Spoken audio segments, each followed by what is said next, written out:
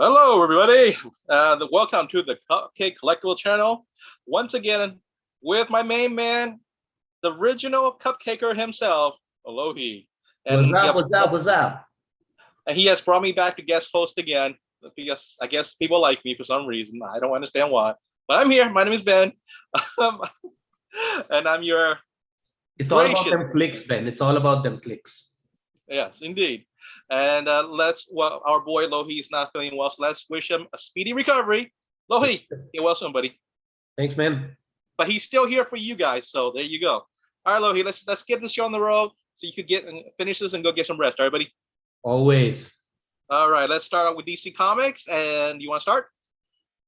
Yeah, I just wanted to shout out these three Dynamite books which I bought, but I haven't gotten to it yet because I was not well. So I bought Dejathoris Fairy Tales. Probably I'll try to squeeze them into the next review or something. Then I bought Nyx issue 9, which is pretty good, which I think everybody should read. And then I also got Samurai Sonia issue number 3. So yeah, so probably I'll hint upon them the next time we do this. Yeah. So I haven't got to them. Coming to DC Comics, yeah. I mean, I had like two big DC books. One was, of course, this one, the Action Comics 1046. That's Philip Kennedy Johnson and All David right. Lapan. One more book to go before they finally finishes the War World story. Yeah, so as I said, I wanted to get back into reading Superman, and this was one of those good books to do it, and Right. it still is. The only thing is that the time once he gets to War World, that part is awesome. Pre-War World is good. The once he gets to War World, the initial issues are good, but his time on War World and his escape are a little bit dragged on. Yeah. So, but now we are getting there. So so I'm glad because it felt like last couple of issues like okay, something, something, something, something, something. Now it's finally that so Superman has been depowered here, and that's where we start off with this book, and he Yeah. needs to get this MacGuffin, which is this orb of something, and once he does that, then he gains his powers back, and he becomes not only gains his powers back, he becomes more powerful than before. Sure. So that's the whole idea. And then, but to get to that MacGuffin is not easy. There's like a Right. quest he has to go through, and he does that. So he has to fight some monsters and demons, and there's this other guy who's also helping him. So who's also one You of got those. Midnight. Various member of DC heroes. You got Midnighter, Apollo. They're all there. They're all there. So Yeah. So yeah, Let me ask something. Do you feel that this series should have been wrapped up like 3 months ago? not 3 months ago, but at Longer least than that? issues 3 or 4 issues ago. So Okay. Like back in like April. yeah, something like that. So because we've been reviewing this for like, I don't know, since December or something when I picked up the first issue of this. Right. So so it's a Even little bit longer than that. I think like October, November when John Johnson first started writing. Well, probably even before that, but I think he started reviewing this back in October. yeah. So So you yeah, probably right from week one when this book dropped, at least when Philip Kennedy Johnson picked up. Because he was writing Aliens and I loved Aliens, and I thought that he's gonna do something good with Superman, and he did. right. So because I was not reading any Bendis Superman or something, and it was high time for me to get back into good old Superman. And then this guy did a pretty fantastic job, to credit him. The only those three issues after War World, it felt a little bit dragged on, is in my Right. opinion. But other than that, it's a good book. Probably when it drops in a collected edition, some of you should read it. Or if you're reading it in in single issue format, then probably wait for the next issue, because that's the final one, and finally it comes to an end. So yeah, that's pretty Uh, cool. Trust me, you're not the only one that opinion that this book dragged down a little bit too long. Right. So Uh, all right. So for me, I have two DC books. The first one I will do it real quick. Detective number 27, the facsimile edition. This is the first appearance of Batman. Um, well, yeah, there you. Well, I assume this will be the only time I will have a copy of Detective 27 ever for this price. Um, I didn't realize that it's actually going to reprint this in modern size. I was going to be reprinted in Golden Age size, but whatever. There you go. First appearance of Batman, Detective 27. Pretty cool. And then next month, DC is going to do Action Comics #1. I'm gonna get that too. Why And do you then say that, this is the only time you will have this facsimile edition? Because they don't print it quite often? well, this is the only time they did the facsimile edition. They've done like a Millennium edition or something like that, like 20 years ago. Uh-huh. But but that one, that one had like a gold stamp on there. But this is like more exact duplicate with all the Okay. advertising and everything. So there you Okay. go. And again, then Marvel's going to do the Amazing Spider-Man #1 in October. So I'm going to get all those big issues. But it's really cool. I actually have a copy of Detective 27, the first appearance of Batman, in my hand. Wow. And it's, of course, probably the only time I can afford one. Do That's it. facsimile editions also for these big characters like Superman, Batman, Spider-Man go Yeah. for something? Actually, sometimes because there was a Amazing Fantasy #15 facsimile edition. That's, I think, if you go on eBay, it's going for like $80. So now it's not going for too crazy money, but it's going for decent enough money, right? Yeah. Yeah. All right. What do you got, Loki?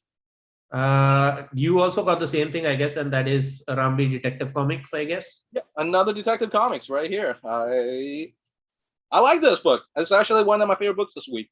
I really like the way that Ram V is using the whole music, like the music in this story. The notes and the understanding music when they had when Batman had a conversation with the Maestro. I thought that was really interesting. Yeah, I think it's a strong book.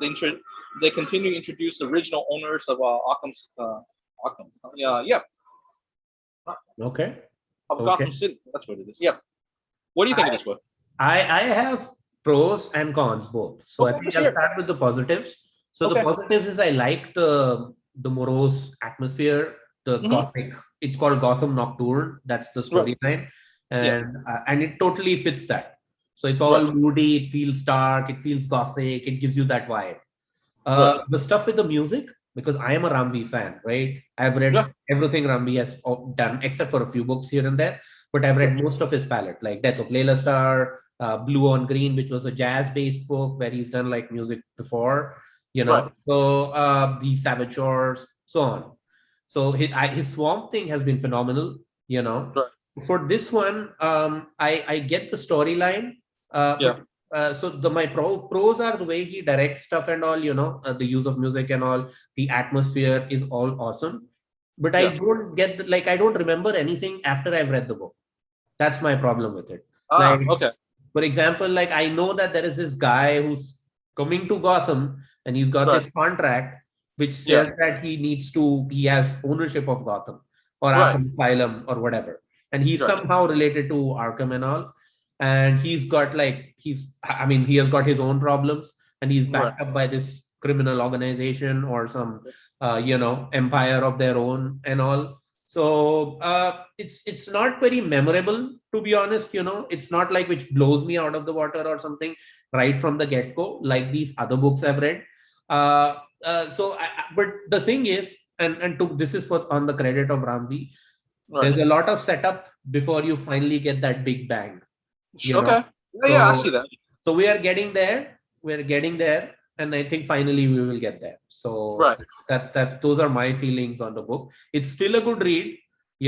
It's still a good read. I mean, you're diving into this detective aspect and of Batman and everything. He's trying to. So even Batman, what he was doing in this book, so this guy is still coming in. So Right. what is Batman up to then? This guy is still not here. Batman is not aware of his existence. It's the second issue. So, Well, I think Batman's actually trying to do a detective work. Going around the what do you call underworld. Putting the pressure on different criminal elements to find out. He's the sense of uneasiness, right? Which I thought is really cool because that shows that the threat of this upcoming villain is going to be right. uh-huh. And so I thought that part's especially when he goes to talk to Two-Face. And what Yeah. happened to Two-Face at the end of the issue just shows the level of of danger that Batman is about to face. The thing is that, why is Batman doing this? Just based on a whim, or he has a feeling or a sensation that something is coming?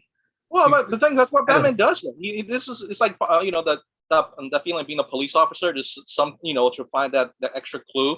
You know what I mean? Batman is also the world's greatest detective. He True. should have that feeling. True. But that's the only thing that bothered me. Otherwise, I Also, think it's a he sees the behavior of like the criminal elements in the city. He knows there is something big coming, and he wanted to figure out what it is so he could prepare himself for it. And remember, at this point, this is Batman. Now he doesn't have the money like he before, so he needs to be be more cautious and less being well, I can just buy my way out of stuff. And You know he's what I'm not saying? Bruce Wayne billionaire playboy anymore. Right. So all his Exactly. money got taken Right. away by him during the Joker War. So he's not penniless exactly, but he's a low tech Batman. Right. So and who has to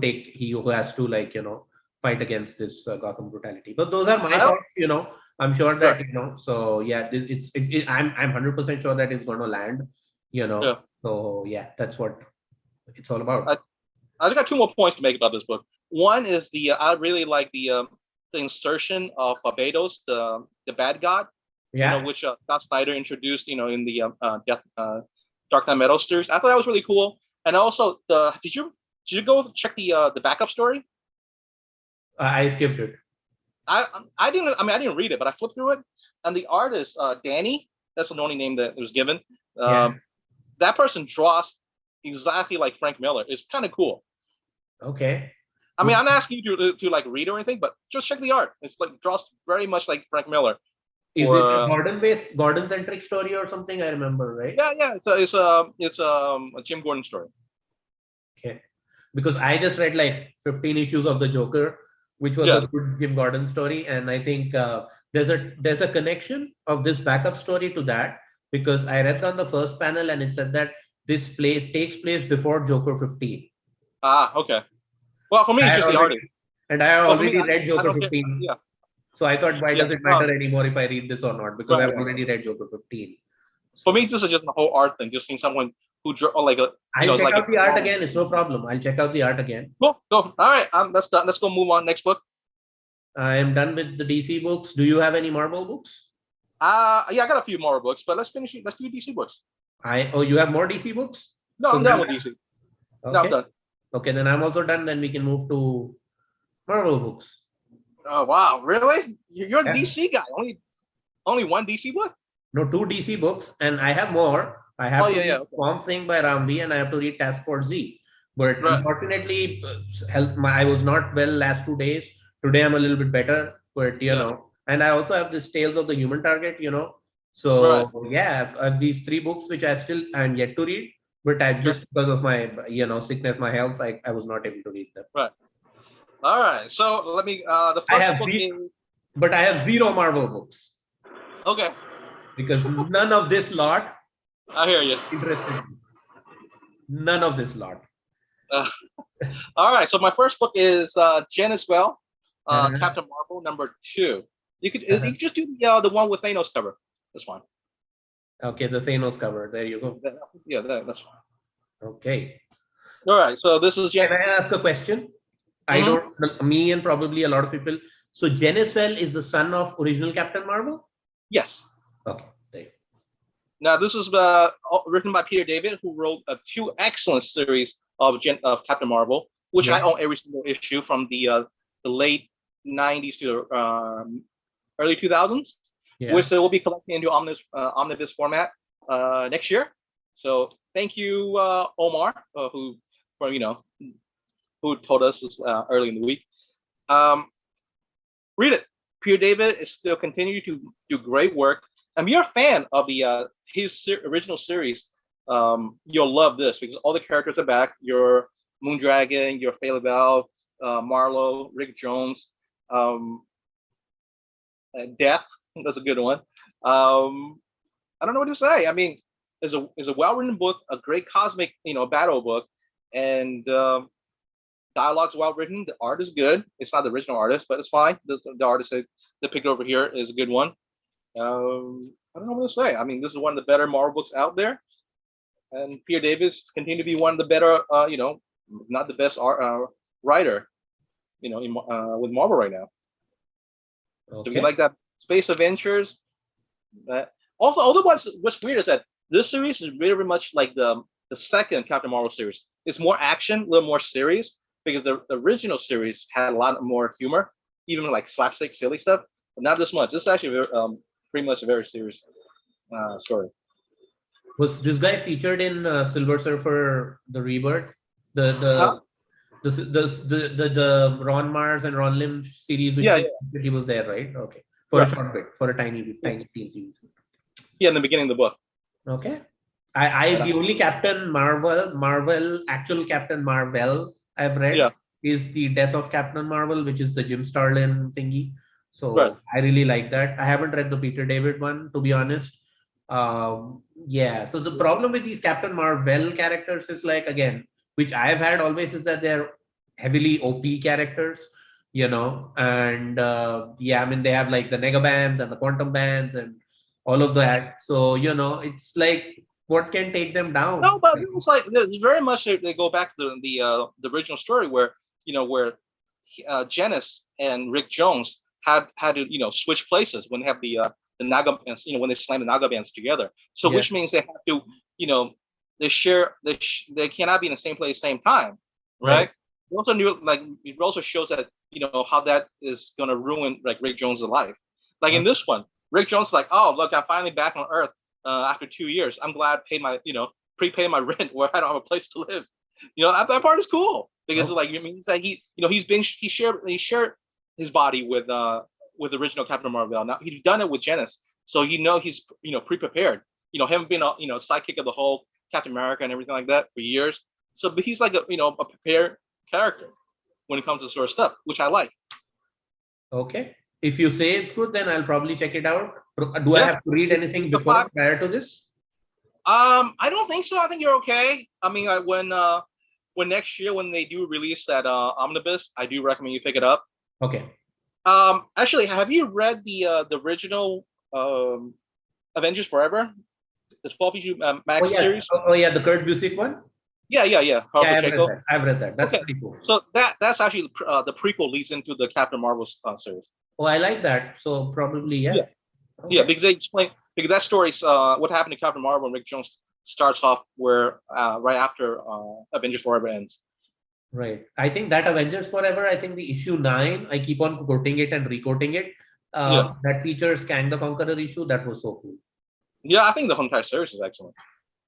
Absolutely. All right. What is next? All right. Next is Miles Morales number 41. This is the last part of Miles and Ship in that alternate universe, alternate Brooklyn, where his evil clone Salim has taken over, and he rescues his uncle, with the Prowler, right? His Uncle Aaron, and they do their final battle.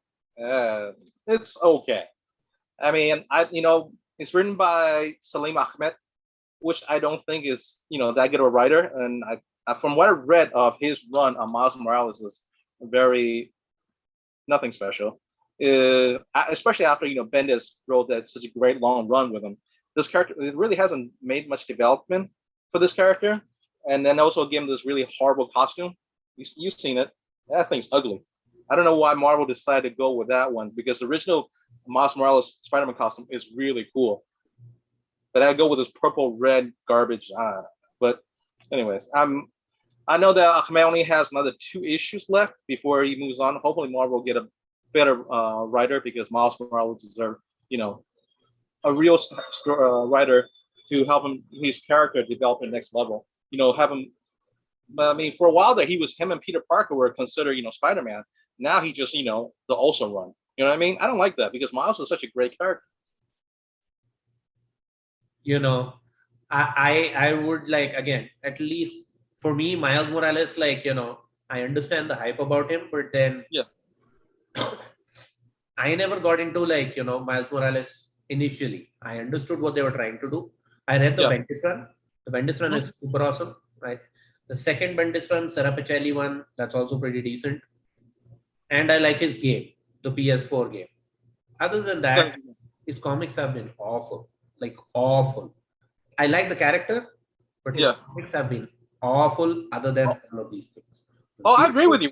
When once Bendis left, because Bendis really put a lot of his heart and soul to make that character in the same level as Peter Parker. Once he's gone, the writers that follow him just doesn't have the skills or the heart and the heart for that character to make it that way. And it's unfortunate. Hopefully Marvel will find. I even had some problems with the Venom Bendis run, because whenever he's in trouble, Venom Blast. Venom Blast. and he's done. And it's okay. It's all cool. So, Okay. I don't know. Those are just my thoughts. And probably this is, I like the character in the PS4 game. I think that's probably the best treatment he's got, and No, the best actually is in the movie. oh yeah, of course, Into the Spider-Verse, another Right. great thing where he's been treated like, Hmm. and so, or if the first Bendis run, then Right.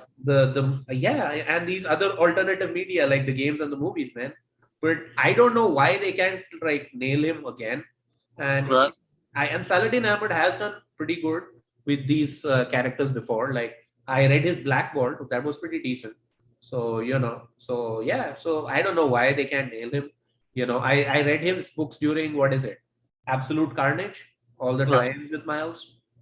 Pretty bad. They're pretty average.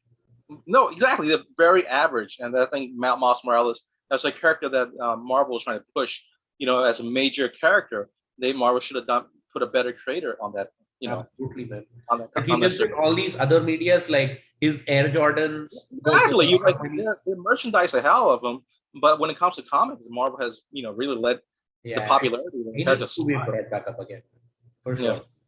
Show All some right. love. So, all right. Next one. Let's do this quick. Next one. It's just a cover by. It's Darth Vader number 26. This is the Alex Maleev cover. Again, it's a beautiful cover. That's why I bought it. Let's one more down. Okay, there you go. No, not that one. That's the Raza cover. Okay. I think that one. Yeah, you go. This just remind me of the melted helmet that Kylo Ren have of Darth Vader in the sequel movies. I thought it was pretty cool. I haven't read Darth Vader in I think about a year, but this is just a cover by for me. I think it's really cool. What do you think? I have read this till what 13 or 14 issues, the Right. Greg Pak run, and Yeah. after that they did this War of the Bounty Hunters. Yeah, we had this. Then We I had this kind of one dropped off. just went off forever, and we just lost all interest. And And it's then hard to come back after you stop on something. But exactly. anyway, cover by. I don't. I didn't read it. Probably not. And that's it. I'm done with Marvel. What do you got for Marvel, buddy? Nada. Really? Yeah, like I said, nothing. All All of this has been pretty average or substandard for me. So Okay. nothing. If All I right, look buddy. at all these Marvel titles, Let's I go do to have Image. Image titles. So let's move on to Image. All right, I have 3. How about you? F2. Okay. Should I kick Go it? ahead. Do you want to start or should I start? Okay. Let's you do the first one. I'll do the next one. Okay. The first one is Beware the Eye of Odin. So our Cupcake Dan got me reading this, and it's pretty decent. It's written by Doug Wagner. Michelle Madsen does the covers and the art. So it's pretty. I like it. I mean, Tim Modlin does the interior artwork, and so what this book is about is that this guy finds the Eye of Odin, and he has to return it back to Odin, otherwise he'll die because of the curse or whatever. So. Right.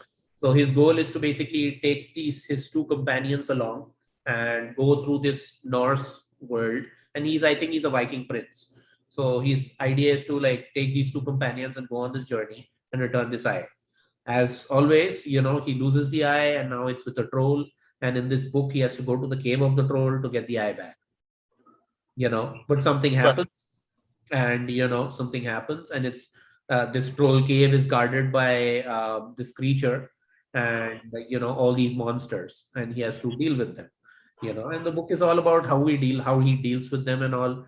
And it's a fun action, hack and slash kind of book, but there's also some heart in it. There are characters and lines which are pretty emotional. I wouldn't say it's like top tier quality book or something like that, but it's pretty enjoyable, and and it stays with you after you read it once. It'll stay with you for the next 2 weeks or something, because there are these tiny tidbits or this giant and it's very colorful. So the art really pops at you. And he's like slashing 2 giant parade spreads where he's using his axe, as you can see on the cover, hacking these monsters. And if there's a lot of Norse mythology, I like Norse mythology quite a bit. So yeah, so that's what this book is all about. If you're looking for something which is like a kick-ass action book, and you like stuff like Throne and Thor and all, and and an emotional story as well, so you go check this out. Beware the Eye of Odin. Cool. Yeah, pretty decent. All right. So my next book is Department of Truth, number 20. I'm still buying this book, although Wow. I think you need to go up. It's alphabetical order. There you go. Oh, the Department of Truth. Okay. Yeah, it's been a well. I've been thinking about dropping this book. I read this book. I think I still like it enough for me still keep going on. Uh-huh. So yeah, so this issue they started talking more about a third branch. Like when they introduced Department of Truth and then the Soviet version, Department of Liar. No, Department of Lies, and then they introduced a third group called the Black Hats, and they got in contact with Agent Cole's husband or partner, whatever, and showed him the truth of what Agent Cole did when he killed those two Washington Post reporters, which of course his husband also worked at the Washington Post, so the person was mortified. Then they go to continue to explain that how Lee Harvey Oswald's behind everything, and try to take over power, the assassination of Kennedy, blah blah blah. The art is still trippy. You read the first trade. You know what the art is like. Uh, I think it's still strong for me to keep going. For a while there, I was thinking, I was like, I don't know. The story's not really going anywhere that much. But it is kind of cool to really talk about all these conspiracy theories and whatever. Yeah, I mean, it's still good enough. I guess I'll give another. We'll see. Let me see what I'll go to issue 24. I guess and see where it goes. But we'll see. I'm not sure how much longer I'm going to be buying this book, but I think I still enjoy it just enough to keep it going. So James Tynion, I don't know, man. Maybe pick up the action a little bit. Okay. That's Okay. it. Okay. 20 issues of Department of Truth. I didn't even know. Like, I think it's still one of their biggest sellers. So Yeah, probably. yeah. I read like the first 6 issues. I did enjoy the writing. Right. I didn't enjoy the art. So that Right. was my problem. Because the art, as It's you a know, trippy art. it's trippy art. It's that splash watercolor kind of an art. Right. It's Yeah. not. I like painted art, but I like Right. painted art like Alex Ross art. But I Right. can't fathom this art where everything is like a little bit, trippy kind of thing, and it gives the book a distinct vibe, but it Yeah. doesn't work for me. So for some reason, I maybe that's probably the best. But the writing is on par. Right. The concepts and the themes that James Tynion picks up as the conspiracy theories and all, those were pretty good. And that's all I can say about the book for the first 6 issues. Cool. All right. What do you have? What do I have? I have Rogues Gallery issue 2. I also have Rose Gallery issue 2. I bought that as well. Awesome. What do you think about it? Well, I think I like it. Just this issue is talk about the little back history of Maisel Wade, the actress that plays Rogue Red, which is based on a comic book that turned to a TV show. I like the whole the Hollywood aspect of she has how people are jealous of her. The people online are either trashing her or bow before her knee. I mean, they kneel before her, whatever. But the whole celebrity worship uh, situation, like cult feeling. You know what I'm saying? I like that aspect, and yeah, I think it's pretty good. I don't know if it's a like ongoing series, but if it's a mini series, I think I'm gonna get all of them. I think. What else? I think art is pretty good. Yeah, this is written by not only by Hannah Rose May, but also Declan Shalvey, who I have had the pleasure of meeting. He did a Oh, great cool. Moon Knight run with Warren Ellis back in the day. Right. So this Rogues Gallery, I mean, the first issue is about, where this actress, or Maisie Wade as she's known, is portraying this character of Red Rogue, and these bunch of fans go to her house because they don't like the way she's portraying the character, Right. Because she quit. and She quit the TV show, and they were pissed off about that. exactly. So the idea is that they, at the end of the book one, those guys like they take their car and they dress up as her Rogues Gallery. That's why the book is Hmm. called Rogues Gallery.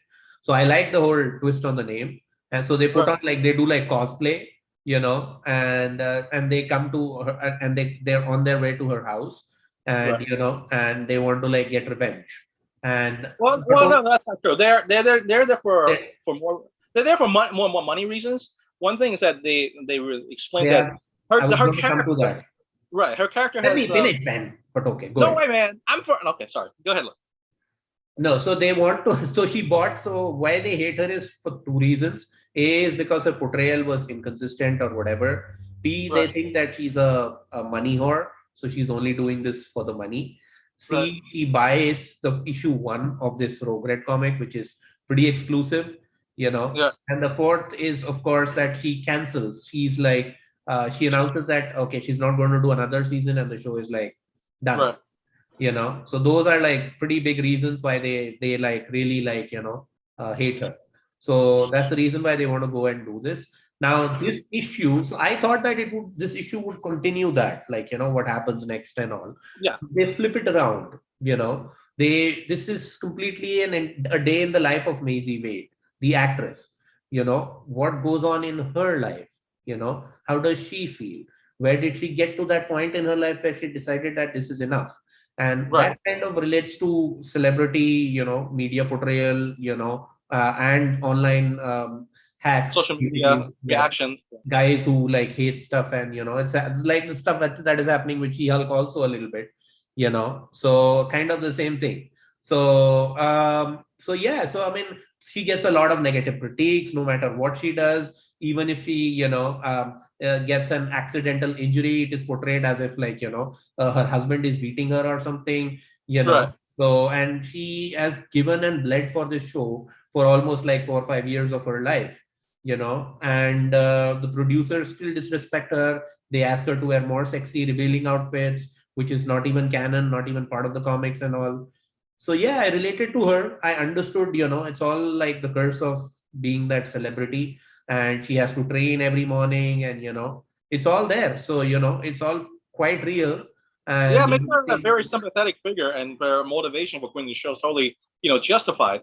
And also, they revealed that she's actually a big fan of the comic series and the character, and that's why when she got that, that issue one of that comic book, and she was so excited. She's like, "Wow, there's only three of these books in Near Mint exist. Only one copy that's autographed by the artist and writer, and I have that now."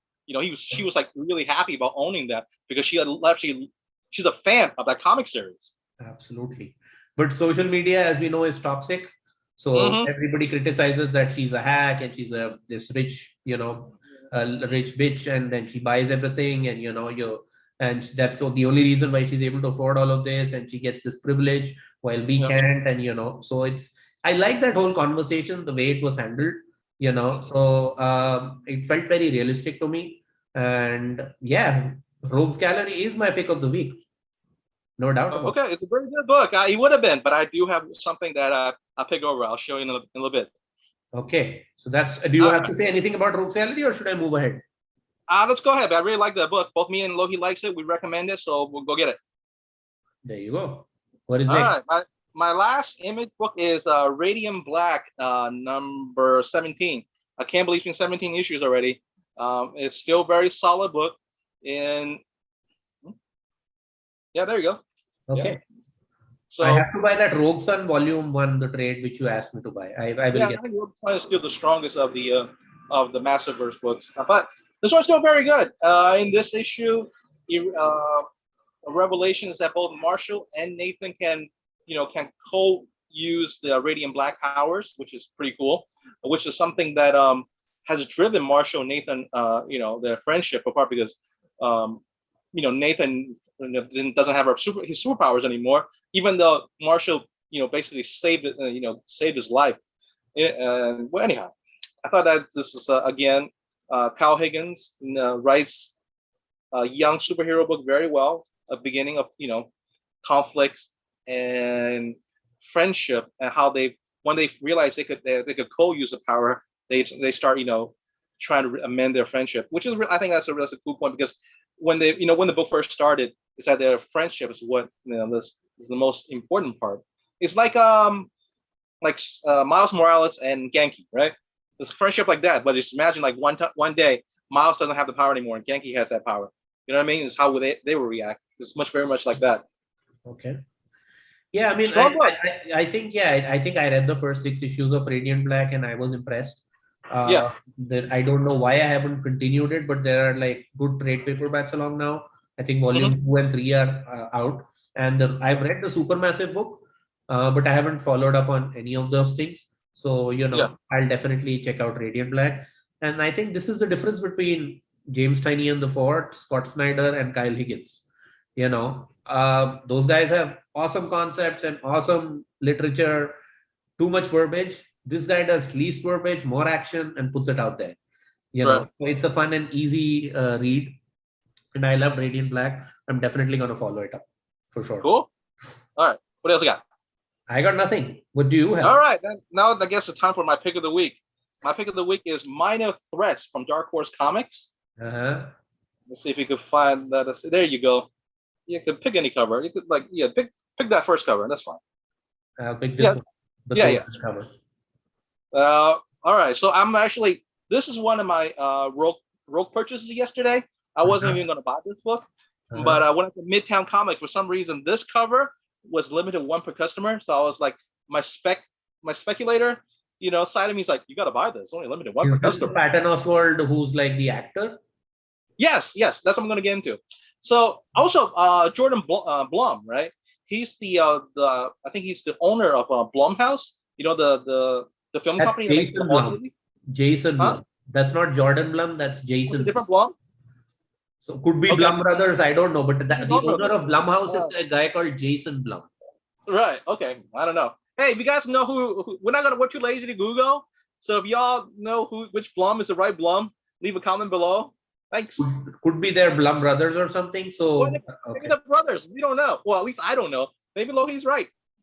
Anyhow, so it's written by Patton Oswalt and Jordan Blum, art by Scott Hubbard. It has a really strong. Well, anyways, so I was like, since I bought it, I'm just gonna read it and see what's going on, and I loved it. I think it's great. It has a really strong Black Hammer feel to it. Well, makes sense because Patton also actually wrote an issue of Black Hammer last year. What he did? He did, yeah.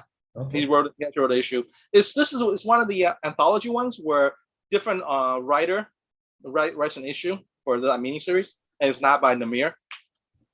I mean, Black Hammer went into so many different directions. I can't. Yeah. I read the first three ones, the Quantum Age. I think then they did this Barbalian spin-off. Then they did like a Cosmic Colonel, whatever his name was, Colonel Cosmic spin-off.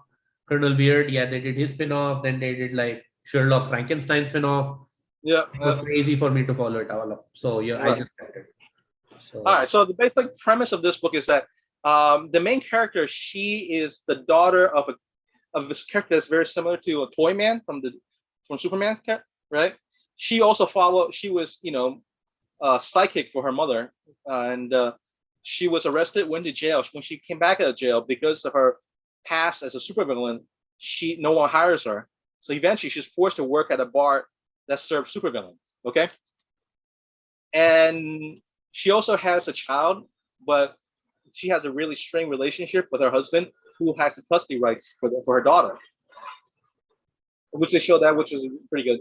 And then one day, that universe version of Batman, they call it the Insomniac, which I think is a fantastic name for someone that's based on Batman. His sidekick is killed by this villain, and then that version of the Justice League goes crazy, try to find him, including go to the extra mile by really beating the crap out of the supervillain element, try to find the Stickman who killed what's his name? Oh, Insomniac's sidekick. They call it Dusk Boy, which is a perfect name for Robin. Don't you like? No. All right, that's a delayed reaction I did not expect from Lohit. So when they realize that they don't do something about this, their life's going to be completely screwed up. So she gathers a team of villains in the bar, try to find and kill Stickman before the superhero finds him, and before Insomniac goes crazy and do something really bad. So that's the premise of the series. So these villains are trying to find this other villain who killed Robin. Wow, Patton Oswalt wrote this? I can't even believe it. He's mostly a comedy, funny kind of guy. He's Pip the Troll on No, I agree with you. When I saw I saw the art, I saw it's written by Patton Oswalt. I expected like a silly comic, right? It was a humor. But this is a very dark and serious book, and I thought it was really well written. The character is very strong. The dialogue's pretty good, and I can't say anything bad about it. I love this comic. I think it's a very strong first issue, and it gets my pick of the week. Awesome. Great. Yeah, so I know Threat from Dark Horse. This is actually my first Dark Horse in a couple months, like half a year. Yeah, probably. I haven't read a Dark Horse book in like ages, I feel. Yeah, I mean, I read Matt Kent when he does some of this, Dark Horse stuff. So I read Apache Delivery Service. I think that was last year or early this year. That was pretty good. Anyways, but yeah, very strong first issue. I can't recommend it high enough, and that's it. Ben likes it, and you guys should like it too, man. Come on, because it's final. I think it's only like his mini series too. So once you can have the collection. You don't need 75 issues Marvel Omnibus to tell a story. You can do it in 6. Or 5. Or 5. What else you got? All right, kids, we're gonna call it quit. Lohit needs his rest and gonna feel better. So let's wish you him. You didn't get Gun Honey? I thought I couldn't go to the comic store, but you didn't get Gun Honey? I did pick up Gun Honey, but it's not here yet. I bought that was part of my DCBS purchases. That won't be here next week. Okay. That because they had that for half off retail. So I was like, hey, can't say no to half off retail. That totally makes sense because I probably pick up the next week, but I don't think so. I'll get the cover I want. But yeah, it's okay. You want the honey cover, right? The Art Gym honey cover. That's what everybody else wants. Yeah.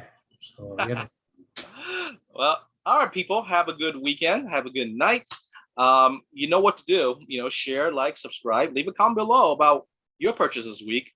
And Neo, nobody cares about Ditko to create a Spider-Man, all right? Now shut the up about it. Ditko created Spider-Man, it's fine. You can type. We still love you. All right, look, let's say goodbye to these people. All right. So until next time. All right, guys. Peace out. Take care. Live long and prosper.